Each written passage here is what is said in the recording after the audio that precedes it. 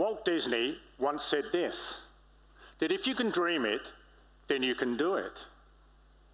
And you know what he meant by that? The very fact that you're able to dream it must mean it's in the realms of possibility. Okay, now I want you to just hold that thought. You see, I'm a dreamer, a deep dreamer. Let my imagination take me to places that I haven't been before. If I had something special I really wanted to dream about, I'd save it until I was out of my bike for a few hours, where I would reach such deep levels of thought, I could barely tell you where I'd been. But I'm sure I would have stopped at all those traffic lights and intersections, though. I had this one dream, this reoccurring dream. This dream was really important to me. I'd think about this dream all the time. I'd go to bed in the evening thinking about my dream, turning it over in my mind, and I'd wake up in the morning and it would still be there. But someone said this to me, if you really want your dream to come true, then you need to wake up. And that's exactly what happened. I did wake up out of my dream. You could say a little like Snow White, but it wasn't with any kiss. In fact, it wasn't even close. I attended a business conference in 2011 when the speaker asked these two very interesting questions. Both of them really stirred me. The first one was this: how often do you get an idea or a dream surfing around in your mind only to see someone else develop it? And you say to your families or friends, do you see that? Do you see that idea? I thought of that. But it's what else he said that really hit me. He said, do you really want to reach the end of your life only to be left wondering whether your dream, your idea, would it work? Well, one thing was for sure, I didn't want to be left wondering. I wanted to know. And I thought, if I'm ever going to find out if my dream, my idea is going to work, then I do need to wake up with some urgency, seeing I don't have much time on my hands. But you see, my dream, which was really a crazy idea, started with this one single thought. How can I replicate the cycling experience that I personally really enjoy, but now on water? I would imagine if a car was to a motorboat, then a motorbike would be to a jet ski, and a bike would be to a... And there wasn't anything, it's not even close. So was there some reason why this hasn't been developed already? And the answer is yes. There's a very good reason. It's really, really difficult. But you see, after 6 years of research and development, of extensive testing, and the risk of losing a great deal, let me now show you my dream, my crazy idea that sent shockwaves around the world. And I think you will agree, it is pretty amazing.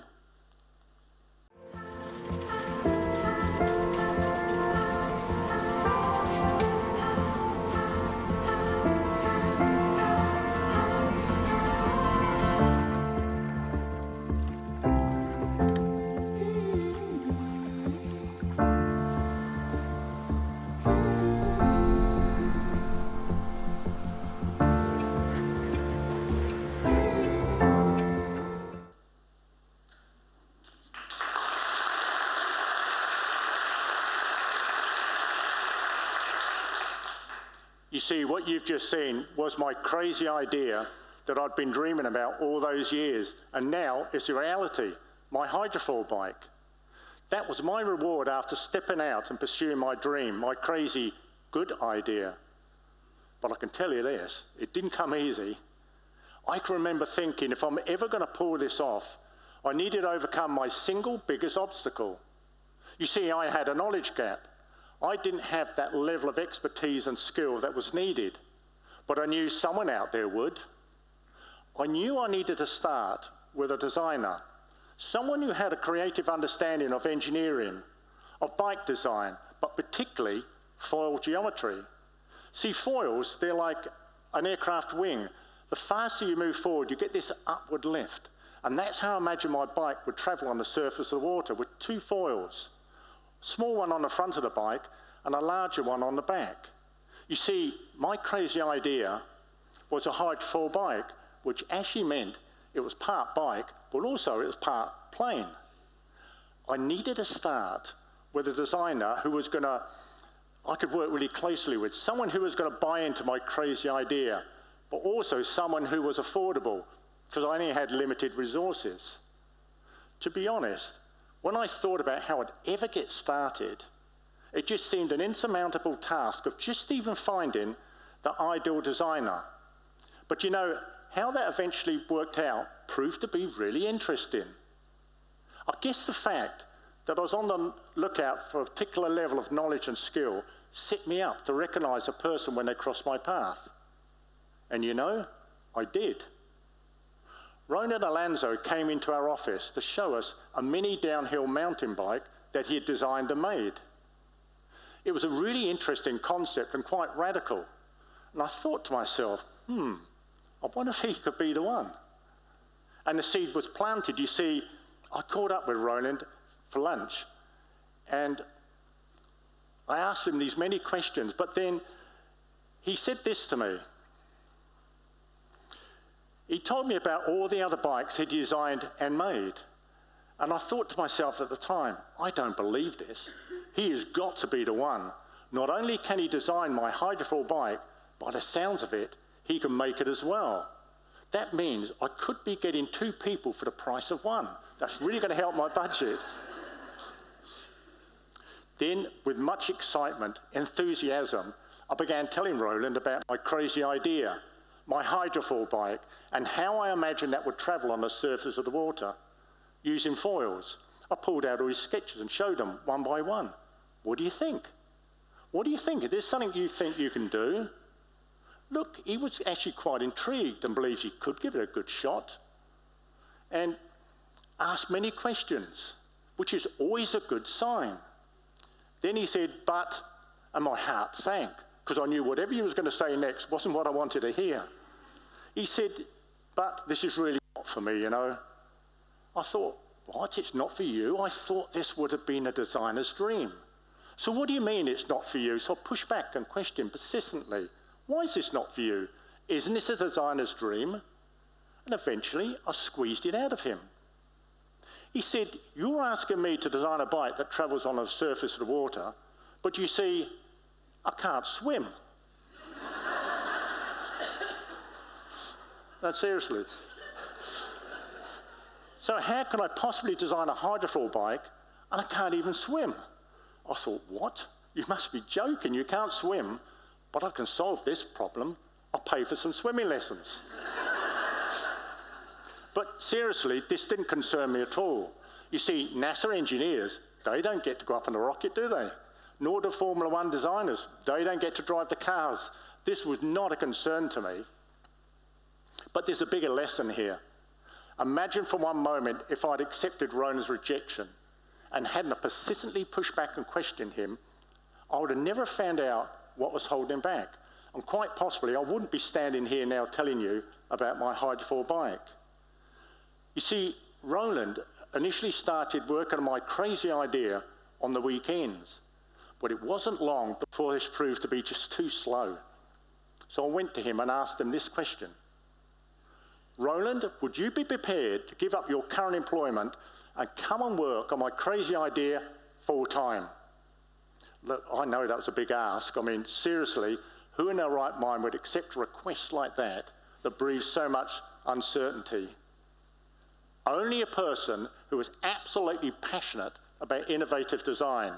And Roland, he was. We kept our bike a secret for 2 years. Only our wives would know. Look, I have to tell you, I'm hopeless at keeping secrets like this.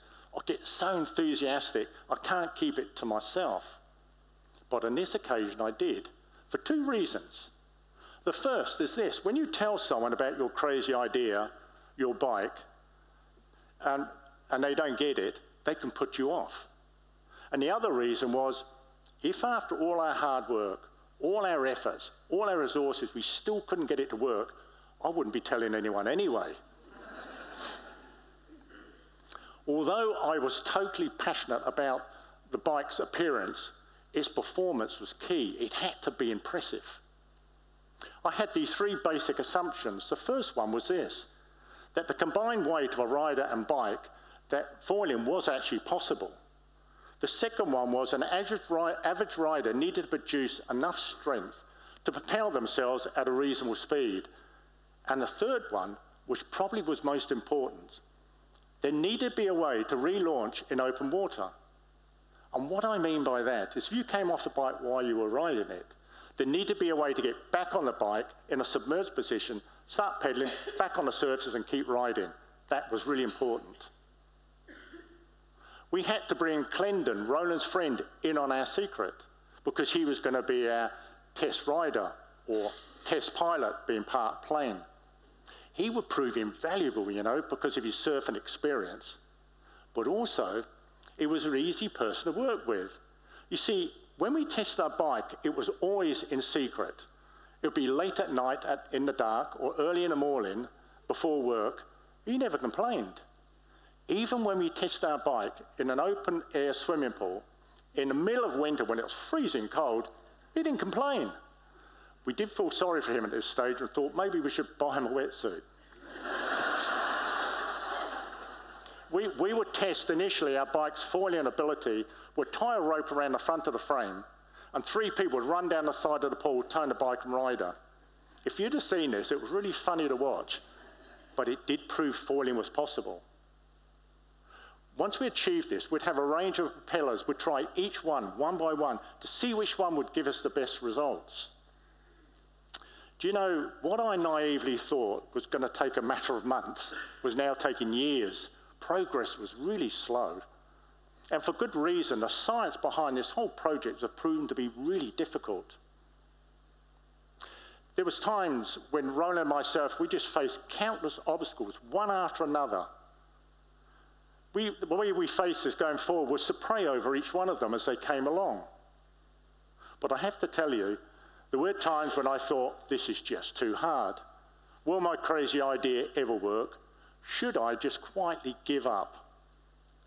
But you know, I was into this far too deep now to even think about giving up, which was just as well, because finally, after 2 years' success, we proved our basic assumptions.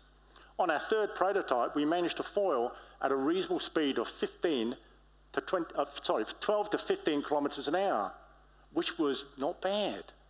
But more important than that, we managed to relaunch in open water and continue riding. We were so excited. This was a real turning point for us. You see, we had pushed the limits to what was humanly possible in water with a human-powered hydrofoil bike. We received a New Zealand government grant for R&D work. This would prove invaluable because now we were using computer simulation software to improve the efficiency of the foil design and the propeller. We eventually reversed our propeller so it pulled you through the water opposed to pushing you. Both these efficiencies were instantly noticeable because now we're doing nearly a top speed of 22 kilometers an hour. And we could relaunch the bike with only 15 to 16 pedal strokes. You see, this changed everything. Not only had Roland designed a bike that really did look the part, its performance was remarkable. We called our bike the Manta5 Hydrofoil XE1, which was our e-bike version, and the public, they loved it. After 6 years, 6 long years, in a small city in the North Island of New Zealand, a hydrofoil bike had been born. In October 2017, the Manta5 Hydrofoil Bike received a gold award at the New Zealand Best Design Awards. We were so excited our bike had been recognised for an award, but what happened afterwards was simply amazing. You see, the video that we'd used for our design award somehow went viral globally. And we began getting hundreds and hundreds of emails from every part of the world requesting more information on our hydrofoil bike. From countless news channels, information websites, magazines like the Red Bull Bulletin magazine, Discovery Channel. We even found our way into the Forbes business magazine, Billionaires Super Yacht Toys. All of them featured our Manta5 Hydrofoil bike. You'd understand if I told you that we're just absolutely overwhelmed with this response, but it didn't stop there. You see, on Facebook alone, we had over 240 million people viewed that video. On our own Manta5 website, we had over 30,000 people had registered interest in owning one. And we had over 1,000 distributed inquiries from all over the world. All this happened like within 8 months of receiving our Gold Design Award. So we had to ask ourselves exactly what was going on. We didn't understand this. But this might explain it. At a recent international interview, I'd mentioned that I was really surprised at the global interest we'd received. And the interviewer asked me, why are you so surprised? I said, well, I always imagined that our bike would be popular, but I totally misjudged the size of the global demand. And that's when she nailed it. She said, surely you understand that you have created a new world water sport. A new world water sport. You see, no one had actually said that to me before, but I like it. You see, we have created a new water sport, a new adventure of now discovering the excitement of riding a bike on our oceans, on our lakes, on our on our rivers, like you will see in this video taken in the South Island of New Zealand.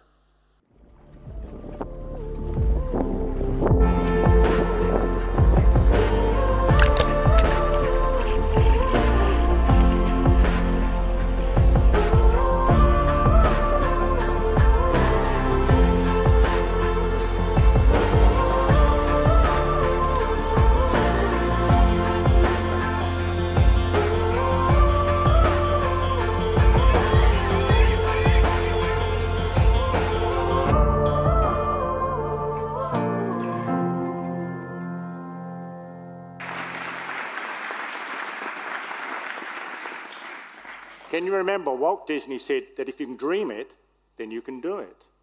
Well, you see, I've been dreaming this dream for a long while now, and now I have a hydrofoil bike. You could say that I've done it. Well, what about your dreams? What about your crazy, crazy ideas? Will they attract world attention? Will they attract 240 million people on Facebook?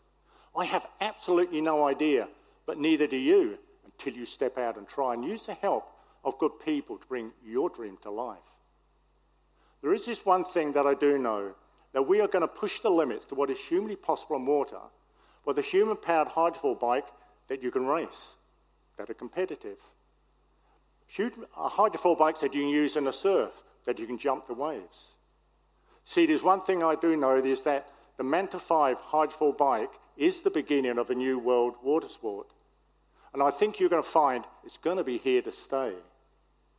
And finally, as for my friend Roland, my chief designer, do you know he still can't swim?